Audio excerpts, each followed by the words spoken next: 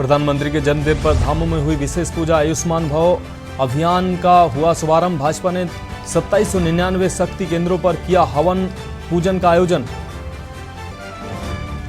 मुख्यमंत्री धामी ने की घोषणा, अंकिता भंडारी के नाम पर होगा राजकीय नर्सिंग कॉलेज डोभ का नाम। 18 सितंबर 2022 को हुई थी अंकिता भंडारी की हत्या।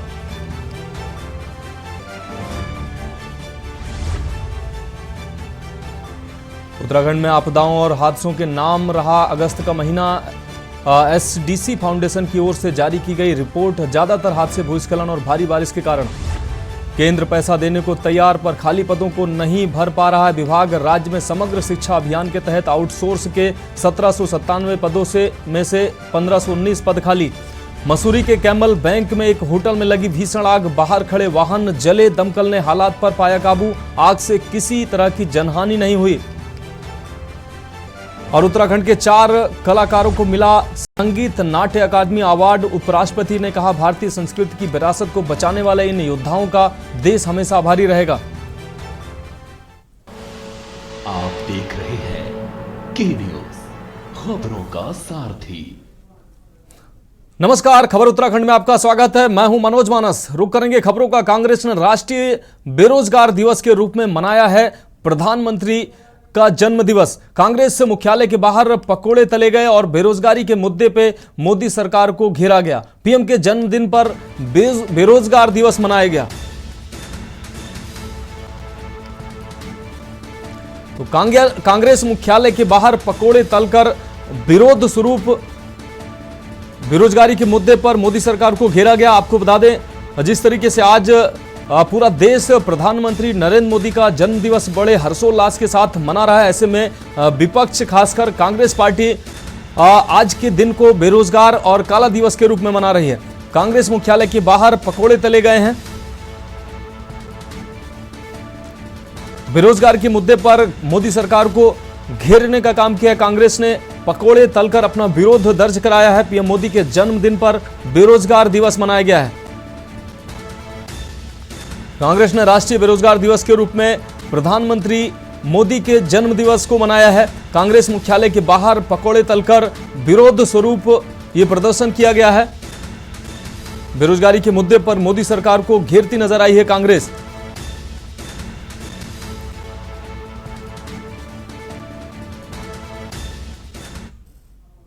आज हमारे युवा जो हमारे देश में बेरोजगारी का आलम इतना बढ़ चुका है कि आज हमारे युवा मजबूर हैं कि वो पकोड़े तल के जो प्रधानमंत्री का जो जन्मदिन है वो बेरोजगारी दिवस के रूप में मना रहे हैं, क्योंकि इस जो हमारे देश का जो प्रधानमंत्री है इसने हमारे देश के युवाओं को कहीं का नहीं छोड़ा। आराम से बेरोजगारी इस प्रदेश में, इस देश में सब आज़ादी के बाद सबसे ज़्यादा आज के डेट पे है। तो आज ये मजबूरी में ये युवा पकोड़े तल रहे हैं और प्रधानमंत्री को मैसेज देना चाहते हैं कि आपके 9 साल के कार्यकाल में हमारे देश के पढ़े लिखे युवा पकोड़े तलने के लिए मजबूर हो गए।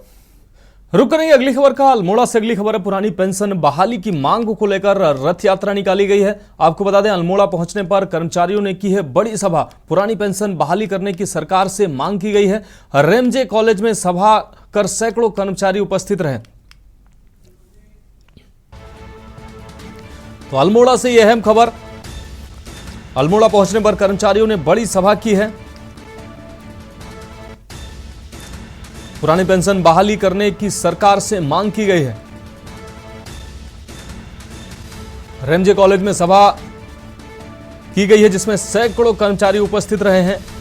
पुरानी पेंशन बहाली को लेकर रथ यात्रा की गई है। अल्मोड़ा से यह अहम खबर। अल्मोड़ा पहुंचने पर कर्मचारियों ने बड़ी सभा की है। पुरानी पेंशन बहाली करने को सरकार से मांग की है। इसके लिए रथ यात्रा निकाली गई। रथ यात्रा रेमजे कॉलेज में सभा के दौरान सैकड़ों कर्मचारी उपस्थित रहे हैं। तो पुरानी पेंशन बहाली की मांग को लेकर यह रथ यात्रा की गई है। अल्मोड़ा पहुंचने पर कर्मचारियों ने बड़ी सभा आयोजित की है। पुरानी पेंशन बहाली करने की मांग की है सरकार से। तो अल्मोड़ा से अहम खबर। रेमजे कॉलेज में सभा की गई है। सैकड़ों कर्मचारी इस दौरान इस सभा में उपस्थित रहे।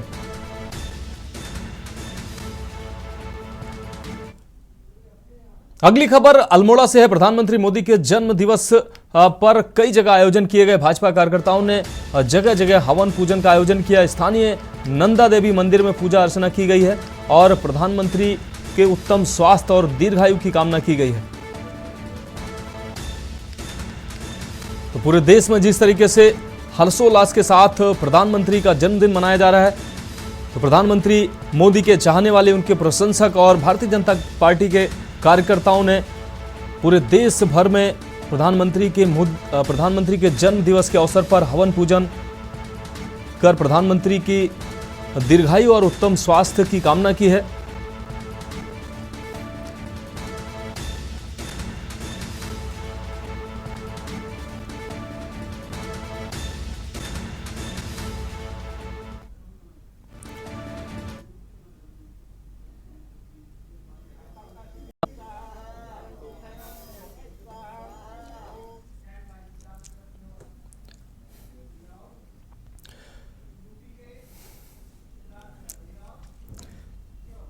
इसी बीच यूपी के सिद्धार्थनगर से अहम खबर आ रही है। पानी में डूबने से 3 बच्चों की मौत हुई है। आपको बता दें, तालाब में नहाने गए 3 बच्चों की मौत हुई है। सिद्धार्थनगर से इस वक्त की बड़ी और अहम खबर अपने दर्शकों को दिखा रहे हैं। 2 चचेरे भाई सहित एक अन्य बच्चे की डूबने से मौत हुई है। तो यूपी के सिद्धार्थनगर से इस वक्त की बड़ी और अहम खबर। जगदीशपुर गांव के रहने वाले हैं ये तीनों बच्चे। डुमरियागंज थाना क्षेत्र के जगदीशपुर गांव की यह घटना बताई जा रही है, जहां तालाब में नहाने गए 3 बच्चों की डूबने से मौत हुई है। तो सिद्धार्थनगर से इस वक्त की बड़ी और अहम खबर। 2 चचेरे भाई सहित एक अन्य बच्चे की तालाब में डूबने से मौत हुई है। इस वक्त की बड़ी और अहम खबर सिद्धार्थनगर से अपने दर्शकों को दिखा रहे हैं। जगदीशपुर गांव के रहने वाले हैं ये तीनों बच्चे। आपको बता दें, डुमरियागंज थाना क्षेत्र के जगदीशपुर गांव की यह घटना बताई जा रही है।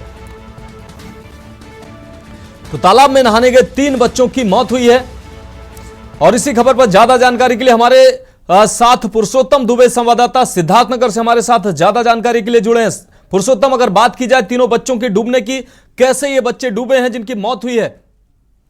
जी, आपको बताना चाहेंगे कि सिद्धार्थनगर जनपद के डुमरियागंज थाना क्षेत्र जगदीशपुर गांव में 3 बच्चे जो है, उसमें से 2 चचेरे भाई हैं। वो लोग एक और अन्य बच्चे के साथ नहाने जाते हैं। नहाते समय इन तीनों का पैर जो है वो पोखरा गहरा होने की वजह से फिसलता है और एक दूसरे को बचाने के चक्कर में तीनों डूब जाते हैं। जी पुरुषोत्तम, अगर बात की जाए जहां ये बच्चे डूबे हैं वहां किस तरीके की ये व्यवस्था थी? बच्चे वहां कैसे पहुंचे? किसी ने उनको रोका नहीं? ये बच्चे जहां नहा रहे थे? जी, आपको बताना चाहेंगे कि ये जो तालाब है, तालाब गांव से करीब 200-250 मीटर की दूरी पर है और दिन में करीब 1 बजे की ये घटना है। ये बच्चे जो है गर्मी से थोड़ा परेशान होकर ये पोखरे में नहाने गए और अक्सर उस पोखरे में लोग नहाया करते थे। ऐसी कोई ये नई घटना नहीं है कि कोई नया नहाने जाता हो। ये नहाने गए और पानी गहरा होने की वजह से पैर फिसला और उसमें डूब गए। जी पुरुषोत्तम, इस अहम जानकारी के लिए आपका बहुत शुक्रिया। तो आपको बता दें, तालाब में नहाने गए 3 बच्चों की डूबने से मौत हुई है। चचेरे 2 भाई थे जबकि एक तीसरा बच्चा भी था। इन तीनों बच्चों की तालाब में डूबने से मौत हुई है। डुमरियागंज थाना क्षेत्र के जगदीशपुर गांव की यह घटना बताई जा रही है। इस वक्त की यह बड़ी खबर सिद्धार्थनगर से दिखा रहे हैं, जहां तालाब में डूबने से 3 बच्चों की मौत हुई है। अब उत्तराखंड की खबरों का रुख करेंगे, उससे पहले रुकते हैं एक ब्रेक के लिए। आप देख रहे हैं के न्यूज, खबरों का सार। ब्रेक के बाद उत्तराखंड की खबरों में आपका एक बार फिर से स्वागत है। बढ़ेंगे अगली खबर की ओर। देश में आज प्रधानमंत्री नरेंद्र मोदी का जन्मदिवस जहां बड़े धूमधाम के साथ मनाया जा रहा है, तो वहीं विपक्ष खासकर कांग्रेस पार्टी और उसके तमाम संगठनों ने आज के दिन को राष्ट्रीय बेरोजगार दिवस के रूप में मनाते हुए देश के प्रधानमंत्री को नाकाम पीएम बताते हुए प्रदर्शन किया है। आपको बता दें कि भारतीय युवा कांग्रेस डोईवाला विधानसभा अध्यक्ष सावन राठौर के नेतृत्व में युवाओं के द्वारा डोईवाला चौराहे पर देश के प्रधानमंत्री नरेंद्र मोदी जी का जन्म दिवस, बेरोजगार दिवस और काला दिवस के रूप में मनाते हुए लोगों को गोलगप्पे बेचकर अपना विरोध जताया गया है। उन्होंने बताया कि देश के पीएम और राज्य के सीएम अपना जन्मदिन उत्सव के रूप में मनाकर बेरोजगार युवाओं का मजाक उड़ा रहे हैं।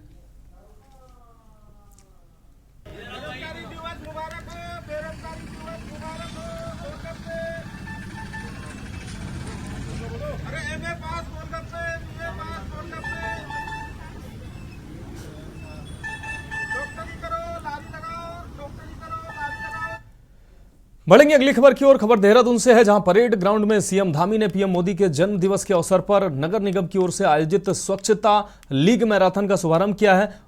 मुख्यमंत्री ने बाबा केदार और भगवान बद्री विशाल और मां गंगा से प्रधानमंत्री नरेंद्र मोदी के उत्तम स्वास्थ्य और दीर्घायु होने की कामना की है। कार्यक्रम को संबोधित करते हुए मुख्यमंत्री ने कहा कि प्रधानमंत्री नरेंद्र मोदी का देवभूमि उत्तराखंड से विशेष लगाव है। उन्होंने बाबा केदारनाथ की भूमि से कहा कि 21वीं सदी का तीसरा दशक उत्तराखंड का दशक होगा। इस दशक को उत्तराखंड का दशक बनाने के लिए राज्य सरकार हर क्षेत्र में तेजी से आगे बढ़ रही है।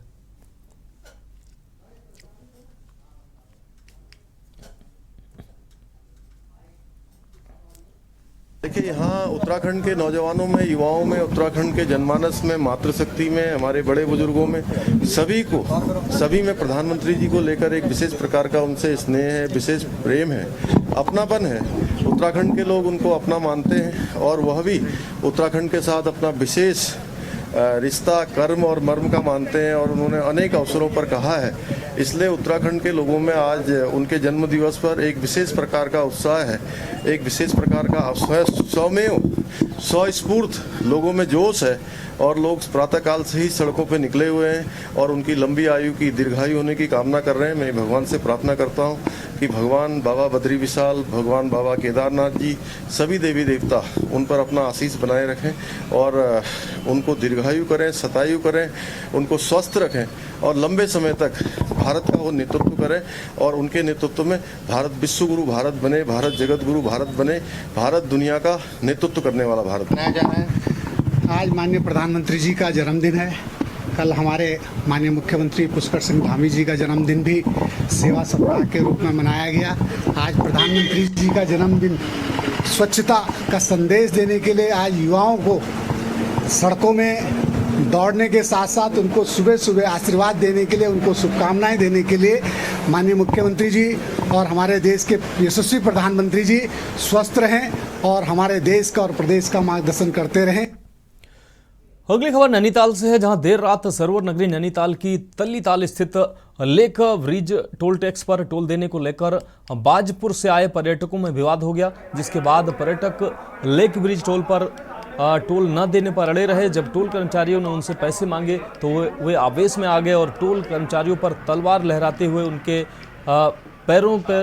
पैरों पर गाड़ी चढ़ा दी, जिसके बाद घायल को हॉस्पिटल में लाया गया, जहां उसका इलाज चल रहा है। नैनीताल पुलिस ने मुकदमा दर्ज कर मामले की जांच शुरू कर दी है। आपको बता दें, पर्यटकों के खिलाफ मुकदमा दर्ज कर दोनों को गिरफ्तार कर लिया गया है। ये आ गई गाड़ी।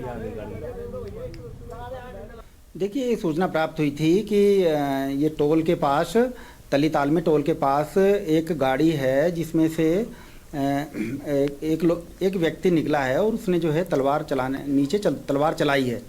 तो इसकी हमें सूचना प्राप्त हुई थी। इसके आधार पर हमने उसको गाड़ी को रोक लिया है और उसमें से जो 2 लोग थे वो रोक लिए हैं और प्रथम दृष्टया पूछताछ में ये पता चला है कि इसमें 4 लोग थे और जो पीड़ित पक्ष है उनका मेडिकल कराया जा रहा है और उनकी तहरीर प्राप्त की जा रही है। ही वहाँ पे गाड़ी में इन लोगों के द्वारा वहाँ पे पहुँचे हैं तो उन लोगों ने, हमारे जो स्टाफ था उन लोगों ने हाथ दिया। उन्होंने कहा आपको ये टोल देना है, तो उसने कहा पैसे।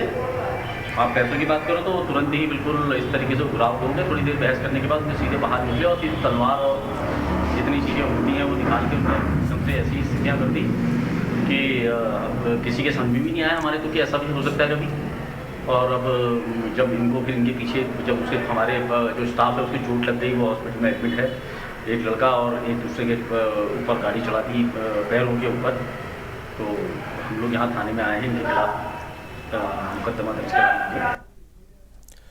तो उत्तराखंड की खबरों में वक्त एक ब्रेक का है, जल्द हाजिर होंगे। ब्रेक के बाद उत्तराखंड की खबरों में एक बार फिर से आपका स्वागत है। बढ़ेंगे अगली खबर की ओर। खबर बाजपुर से है, जहां रामराज रोड स्थित यूको बैंक में देर रात अचानक भीषण आग लग गई, जिससे क्षेत्र में हड़कंप मच गया। वहीं आसपास के लोगों ने घटना की जानकारी फायर ब्रिगेड को दी। मौके पर पहुंची दमकल विभाग की टीम ने किसी तरह बमुश्किल आग पर काबू पाया, लेकिन तब तक बैंक का लाखों रुपए का सामान जलकर राख हो गया था, जिसमें बैंक के कुछ अहम दस्तावेज भी शामिल थे। वहीं बैंक में आग लगने की वजह शॉर्ट सर्किट बताई जा रही है।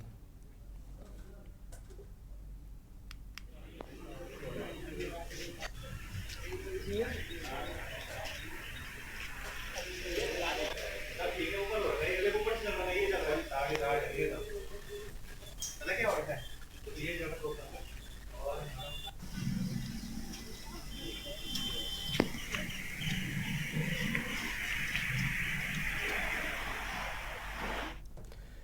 अब बात अगली अहम खबर की। रुड़की की सिविल लाइन कोतवाली क्षेत्र में पुलिस ने चेकिंग के दौरान 2 बाइक चोरों को गिरफ्तार किया है, जिनके पास से चोरी की 10 मोटरसाइकिलें और ई रिक्शा भी बरामद किया गया है। आपको बता दें कि पुलिस को काफी लंबे समय से क्षेत्र में बाइक चोरी की घटनाओं की सूचना मिली थी। वहीं पकड़े गए आरोपी यूपी मुजफ्फरनगर के रहने वाले हैं। एसपी देहात स्वप्न किशोर सिंह का कहना है कि पकड़े गए आरोपियों के गैंग की तलाश की जा रही है। साथ ही दोनों आरोपियों का आपराधिक रिकॉर्ड भी खंगाला जा रहा है। वहीं आरोपियों से पूछताछ के बाद न्यायालय के समक्ष पेश किया जा रहा है। फिलहाल अभी सभी पहलुओं पर जांच पड़ताल की जा रही है। विभिन्न थाना क्षेत्रों में दोपहिया वाहनों की चोरी पर अंकुश लगाने और पूर्व में पंजीकृत अभियोगों के अनावरण हेतु एसएसपी हरिद्वार सर के द्वारा निर्देश दिए गए थे। उसी क्रम में सीओ रुड़की के निकट पर्यवेक्षण में और इंस्पेक्टर सिविल लाइन के नेतृत्व में टीम के द्वारा उल्लेखनीय सफलता हासिल करते हुए 2 अभियुक्तों आरिफ पुत्र शहीद निवासी खालापर मुजफ्फरनगर और अमजद पुत्र खलील निवासी मुजफ्फरनगर को गिरफ्तार करने में सफलता हासिल की गई, जिनकी निशानदेही पर 10 चोरी की मोटरसाइकिल और 1 ई रिक्शा बरामद किया गया है। मुख्य रूप से ये लोग नशे के शिकार हैं और अपनी आवश्यकताओं की पूर्ति के लिए ये चोरी की घटनाएं करना इन्होंने स्वीकार किया है। इनके आपराधिक इतिहास के संबंध में अन्य सरहदी थानों और जनपदों से जानकारी एकत्र की जा रही है और अन्य विवेचनात्मक कार्रवाई प्रचलित है। बढ़ेंगे अगली खबर की ओर। रुड़की के बेलड़ा ग्राम प्रधान सचिन कुमार एवं मेहवड़ खुर्द जिला पंचायत सीट से उनकी रिश्तेदार जिला पंचायत सदस्य सपना चौधरी समेत लगभग 10 लोगों के खिलाफ सीजेएम कोर्ट के आदेश पर सिविल लाइन कोतवाली पुलिस ने मुकदमा दर्ज किया है। सचिन और उनकी साली सपना चौधरी पर पंचायत चुनाव के दौरान फर्जी दस्तावेज तैयार कर नामांकन पत्र में तथ्य छुपाकर अधिकारियों को भ्रमित करने का गंभीर आरोप लगा है। रुड़की निवासी अधिवक्ता संजीव वर्मा ने अपने कार्यालय पर एक पत्रकार वार्ता में जानकारी दी है कि सपना चौधरी ने अपने नामांकन में बेलड़ा गांव के दस्तावेज दिखाए थे, जिसमें जो राशन कार्ड लगा है वह आज तक भी ऑनलाइन दर्ज नहीं है। संजीव वर्मा एडवोकेट ने बताया कि सचिन कुमार ने अपना और अपनी साली का नामांकन फर्जी तरीके से कराया था, जिसकी उन्हें जरूरी सजा मिलनी चाहिए। साथ ही जनता के सामने भी सच आना चाहिए। उन्होंने कहा कि उन्हें न्याय प्रणाली पर पूरा भरोसा है, जल्द ही दोषी सलाखों के पीछे होंगे।